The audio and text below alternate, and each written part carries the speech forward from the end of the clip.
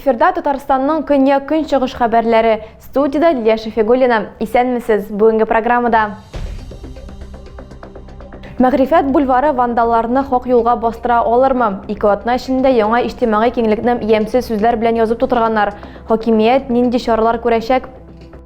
Иҗат, сәламәтлек нигезе, яңа нур психологик ярдәм үзәге гөрли, яшьләрне нинди сәнгать методикалары җәлеп итә һәм ни өчен мондый дәресләр һәркем өчен файдалы?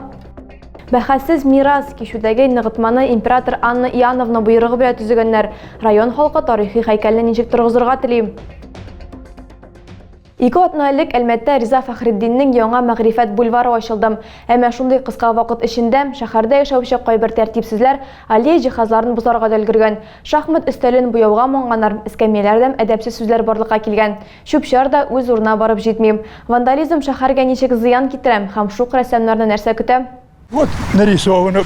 Вначале белой краской было, да? Ой, видишь, влюбленные какие. Сердце нарисовали.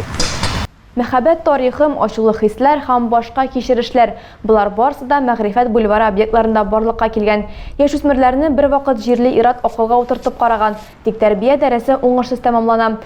Балалар ямьсез сүзләр әйтеп качалар. Әлеге Ират Фәхреддин урамында дистәләрчә еллар яши. Ике атна элек бульвар ачылу белән район җанланды ди ул. Ләкин шушы кыска вакыт эчендә объектларны инде бозарга да өлгергәннәр.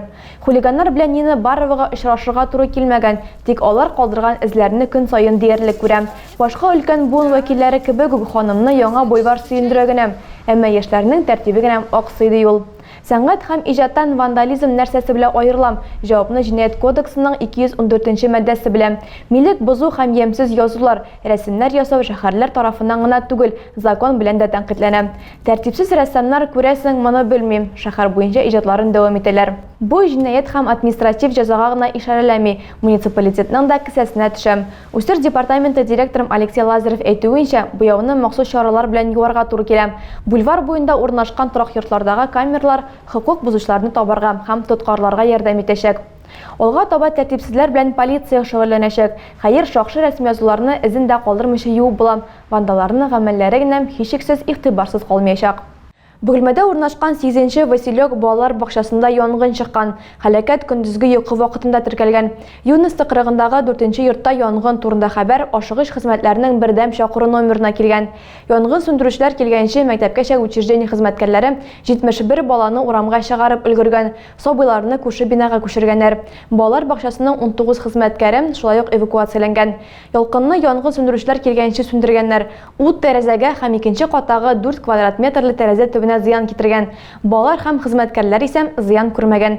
Янгын сәбәпләре ачыклана. Башлангыч мәгълүматлар буенча, ул эретеп ябыштыру эшләрен башкарганда янгын куркынычсызлыгы таләпләрен бозу нәтиҗәсендә чыккан. Әлеге факт буенча Бөгелмә прокуратурасы тикшерү үткәрә. Яңа бинада яңа мөмкинлекләр. Нур яшьләргә психологик ярдәм үзәге махсус ремонтланган бинага күченгәч, хәзер биредәм күңелле мөхит хөкем сөрә. Тавыш, ком терапияләре, хисләр бүлмәсе. Сәнгать методикасының бу бер генә өлеше. Үзәк белгечләре биредә бушлай дәресләр үткәрә. Ничек психологның сәнгать терапиясе һәм консультациясе һәр кеше өчен файдалы?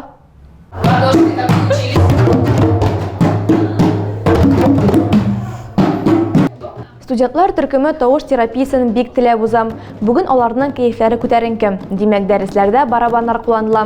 Тыныч шартлар өчен салмак глюкофон каралган. Нур үзәгендә бу Яна Городничаның яраткан бүлмәсе.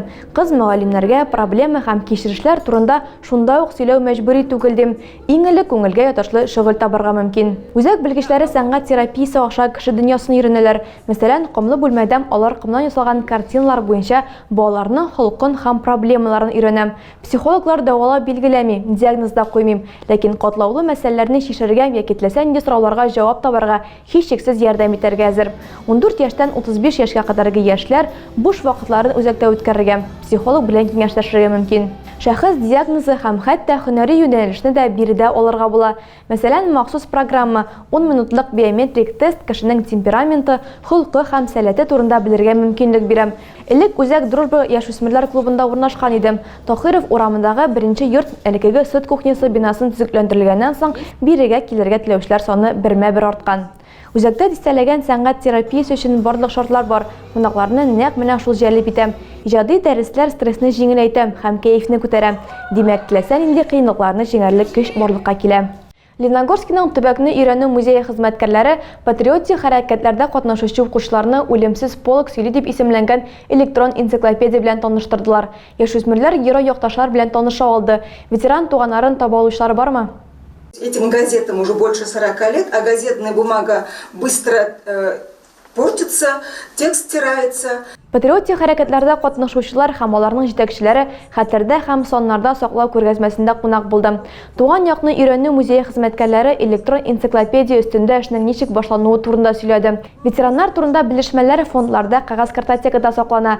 Документлар вакыт узу белән туза. Мәгълүматны архив аша озак эзләргә туры килә. Май аенда Туган якны өйрәнү музее президент грантлары конкурсында җиңү яулый һәм бүләккә бирелгән акчага интерактив киоск сатып ала. Ветераннар турында барлык мәгълүматны санлы форматка да күчерә башлыйлар. 2-нче, 5-нче һәм 12-нче мәктәп укучылары ярдәмгә килә. Эш бүген дә дәвам итә. Геройлар турындагы тарихлар музей сайтында урнаштырылып барыла. Электрон энциклопедияны 2 атналык тәкъдир иттеләр. Әлеге вакыйгадан соң музейга актив рәвештә ветераннар һәм аларның туганнары килә башлаган. Шул сәбәпле электрон энциклопедия мәгълүматларга баеган. Беренчеләрдән булып 95 яшьлек тыл хезмәтчәне Габдулла Галиуллин килгән. Бөек Ватан сугышы вакытында ул нефть промыслында хезмәт куя. Шуңа күрә ул фронтка җибәрелми. Ветеран үзе турында белешмәләр, хатлар, фотосурәтләр алып килгән. Музей хезмәткәрләре электрон каталогта геройларны табу буенча мастер-класс үткәрде. Кунаклар моның үзләре дә эшләп карады. Бәхет бары тик 2-нче мәктәпнең яшь армия хәрәкәте кураторы Юлия Румянцевага елмайды. Ветераннар турындагы мәгълүмат базасына сылтамаларның барысы да белешмәлекләрдә урнаштырылган.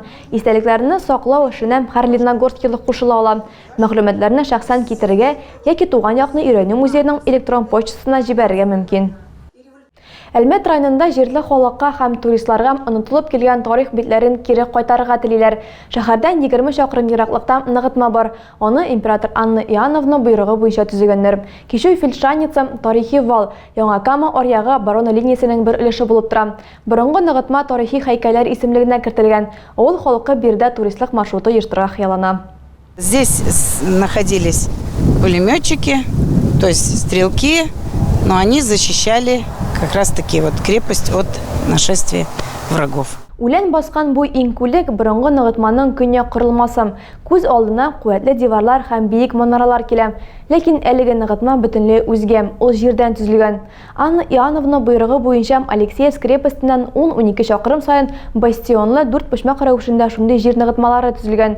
Түбәннән ныгытманы күреп булмый диярлек, югарыда исә ул башка кыяфәт ала. Саклау корылмасы озын чокыр һәм 4-6 метр биеклектәге калкулыктан гыйбарәт. Тарих укытучысы Илсияр Дросткова сүзләренчә, кайчандыр авылда 750дән артык сарай даирәсе исәпләнгән. Бирдә алпавытлар, сәүдәгәрләр дә көн күргән һәм базар да булган. Кичү Фельдшаница 1736 елда төзелеп бетә. Ышанычлы булсын өчен ныгытмага су тутырганнар. Әлеге корылма турында беренче тапкыр җирлек башлыгы Галина Туманова мәктәптә укыганда ук ишетә.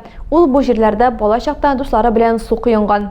Хәзер сулык инде юк. 15 метрлы территориядә үләннәр генә үсеп утыра. Борынгы ныгытма бөтенләй юкка чыкмасын өчен Галина Туманова туристик маршрут эшләргә тәкъдим итә.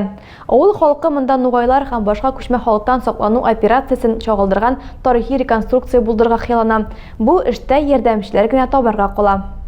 Баулы районында тыл хезмәтчәне һәм хезмәт ветераны Нина Ильина 90 яшьлек юбилеен билгеләп үтте. Аны шәһәр башкарма комитеты җитәкчесе Данияр Бакиров котлады.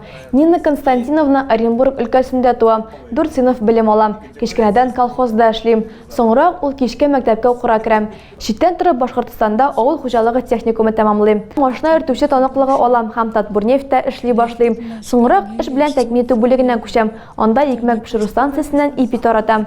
Кияүгә чыгып 2 бала үстерәм. Кызганычка каршы Нина ханымның тормыш иптәше фаҗигале рәвештә вафат була. Балуда хезмәт ветераны инде 70 ел яши. Хәзер ул бер үзе тормыш көтә. Аңа шәфкатьлек дип исемләнгән халыкка хезмәт күрсәтү үзәгенең социаль хезмәткәре ярдәм итә. Тагы да күбрәк яңалыклар һәм тапшырулар белән телекомпаниянең рәсми сайтында таныша аласыз. Без һәр социаль челтәрләрдә бар, хәбәрләр юлагыз. Бүгенгә менә шулар. Мин сезнең белән саубуллашам. Исән-имин булыгыз.